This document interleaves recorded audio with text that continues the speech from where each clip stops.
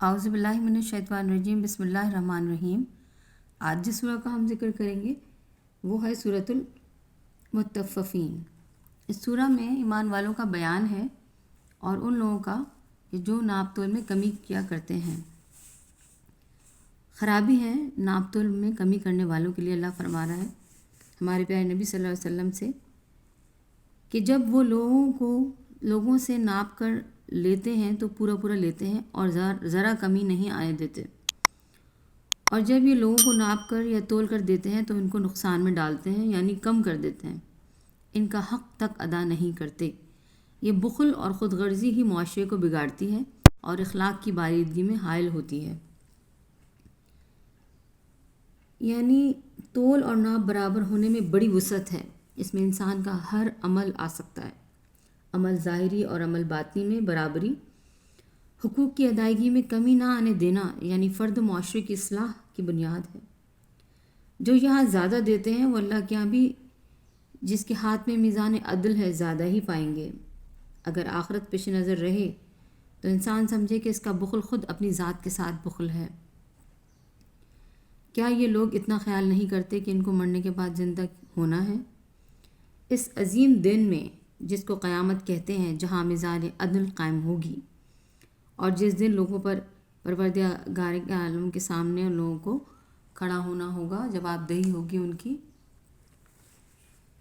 اور جب تک حکم نہ ملے گا وہ کھڑے رہیں گے اور وہ بڑی ہیبت کا مقام ہوگا۔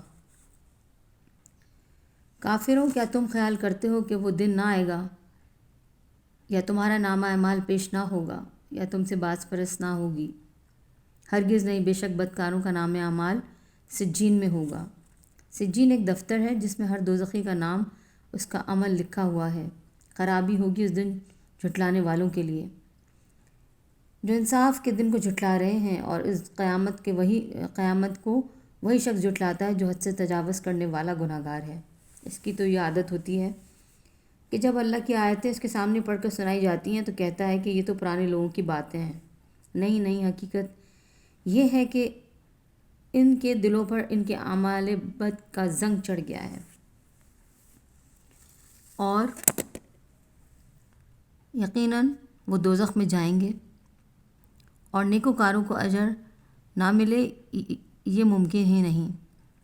اللہ تعالیٰ فرما رہا ہے کہ نیک لوگوں کا اعمال نامہ علین میں ہوگا اور ان کو بلند مقاموں میں قرب الہی سے نوازا جائے گا۔ اور حضور اکرم صلی اللہ علیہ وسلم سے اللہ مخاطب ہے کہ آپ کو کیا معلوم کہ علین کیا ہے؟ علین ایک لکھا ہوا دفتر ہے جس میں ان کے نام درج ہیں، ان کو اعلیٰ مقام دیا جائے گا، جسے اللہ کے مقرب فرشتے اور اس کے نیک بندے مسرت کے ساتھ دیکھتے ہیں اور اس بندے مومن کو پہچانتے ہیں۔ بے شک نیک لوگ نعمت کے باغوں میں ہوں گے، اللہ کی خاص نعمتیں انہیں میسر ہوں گی۔ وہ تختوں پر بیٹھے اللہ کی نعمتوں کا نظارہ کر رہے ہوں گے۔ آپ ان کے چہروں پر آسودہ حالی کی شگفتگی، اثر نعمت اور آسائش کی کیفیت پائیں گے، اور وہاں پر اللہ تعالیٰ کی طرف سے ان کو پاک، صاف اور لذت سے بھرپور مشروب پلایا جائے گا جس میں تسنیم کی آمیزش ہوگی۔ اور اللہ تعالیٰ فرما رہا ہے اپنے پیارے نبی صلی اللہ علیہ وسلم سے کہ جانتے ہو کہ تسنیم کیا ہے؟ تسنیم ایک چشمہ ہے جس سے مقربین پیتے ہیں، یعنی اللہ کے وہ نیک بندے جو حب الہی اور کثرت نوافل سے قرب پا چکے ہیں۔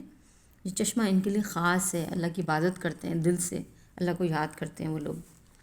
اور وہ لوگ جو گناہ گار تھے دنیا میں ایمان والوں پر ہنسا کرتے تھے، ان کا مذاق اڑایا کرتے تھے،